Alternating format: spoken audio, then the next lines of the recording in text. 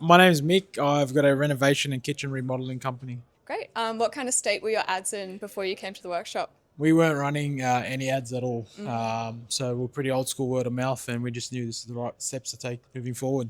Great. What convinced you to come? Been actually following Brandon for a while now. So I've seen the company for a while. Inquired maybe 12 months ago. Just was at a different state in the business, and just the no bullshit, just straight to the point. So I thought it was the right steps to take. Yeah. Yeah, awesome. How did you find it? Was there anything that stood out? Admittingly, I was super busy before we start, so I actually got my wife to do a lot of the pre-course things. But even with that coming in completely blind, I've left knowing exactly what to do, and don't slack. Do the pre-course things before you come. If anyone was on the fence about coming to the workshop or not, what would you tell them?